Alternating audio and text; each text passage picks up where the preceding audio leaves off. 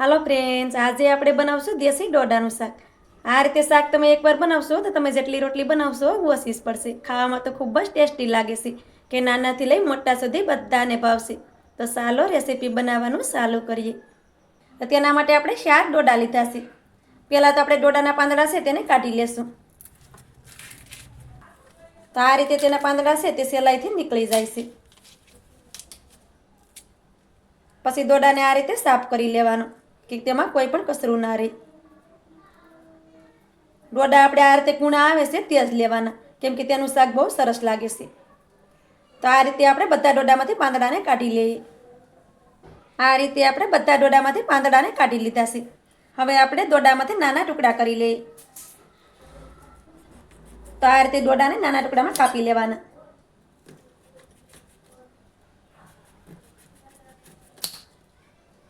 આ રીતે કૂણા ડોડા હોય તો તે આસાનીથી કપાઈ જાય છે। તો આ રીતે આપણે બધા ડોડામાંથી નાના ટુકડા કરી લઈએ। ડોડાને આપણે નાના ટુકડામાં કાપી લીધા છે। હવે બધા ટુકડાને આપણે એક વાસણમાં લઈ લઈએ। હવે આપણે ડોડાને પાણીથી સારી રીતે પહેલાં તો ધોઈ લેશું। ડોડાને આપણે પાણીથી સારી રીતે ધોઈ લીધા છે। હવે આપણે કુકર લેવાનું છે। બધા ડોડાને આપણે કુકરમાં નાખી દેવાના છે। હવે તેમાં આપણે 2 ગ્લાસ જેટલું પાણી નાખી દેશું। આ રીતે ડોડાની ઉપર થોડુંક પાણી આવે એટલું પાણી તેમાં નાખી દેવાનું। સ્વાદ પ્રમાણે મીઠું નાખી દઈએ। અડધી ચમચી હળદર નાખી દઈએ। બધી વસ્તુને સારી રીતે મિક્સ કરી દેવાનું। આપણે કૂણા ડોડા લીધા છે તો તેને બફાતા ઝાઝી વાર નહીં લાગે। બધી વસ્તુને સારી રીતે મિક્સ કરી દીધી છે। હવે આપણે કુકરનું ઢાંકણ બંધ કરી દઈએ।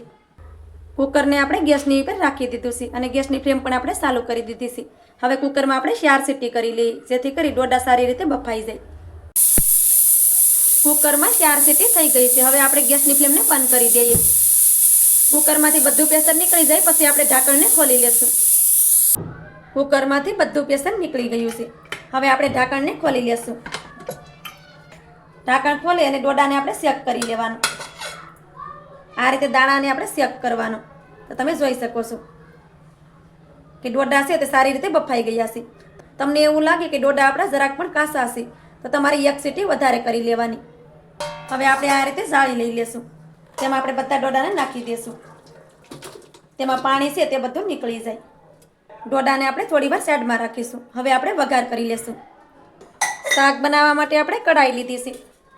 હવે તેમાં આપણે 2.5 પાવડા જેટલું તેલ નાખી દઈએ। ડોડાના શાકને આપણે મસાલામાં જ પકવવાનું હોય છે તો થોડુંક તેલ વધારે જ લેવાનું।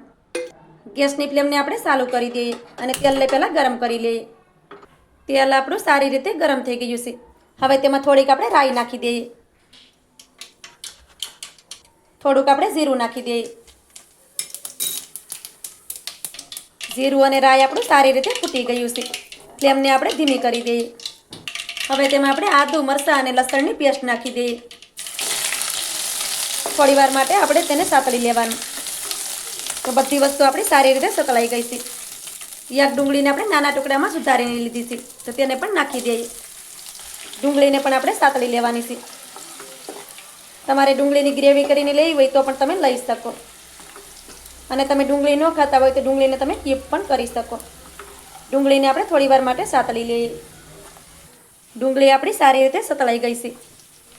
2 ટમેટાને આપણે ખમણીથી ખમણીને લીધા છે તો તેને આપણે નાખી દઈએ અને સારી રીતે મિક્સ કરી દઈએ।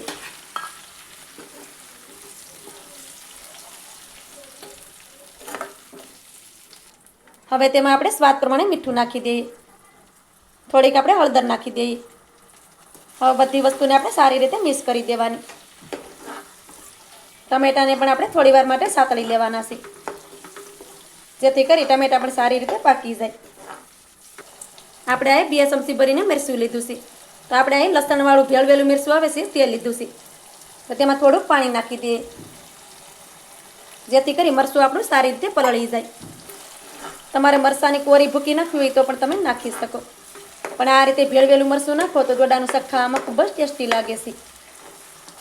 ટમેટાને આપણે થોડી વાર માટે સાતળી લીધું છે, તો તમે જોઈ શકો છો કે ટમેટા પણ સારી રીતે કૂક થઈ ગયા છે। હવે તેમાં આપણે મરચું નાખી દેવાનું છે, તો મરચું પણ આપણું સારી રીતે પલળી ગયું છે।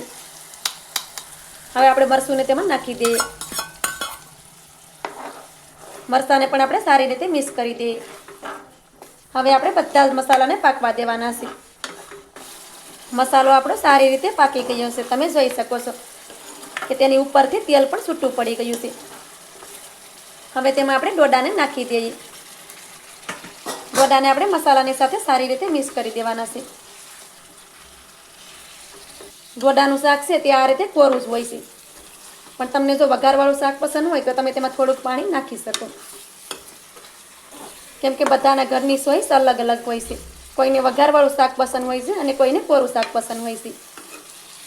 તો તમે વઘારવાળું શાક ખાતા હોય તો થોડું પાણી નાખી દેવાનું. ડોડાને આપણે મસાલાની સાથે સારી રીતે મિક્સ કરી દીધા છે. હવે આપણે ગેસની ફ્લેમને ધીમી કરી દઈએ. હવે આપણે તેની ઉપર ઢાંકણ ઢાંકી દઈએ. ઢાંકણ ઢાંકી અને 1 મિનિટ સુધી તેને ધીમા ગેસ ઉપર સડવા દઈએ.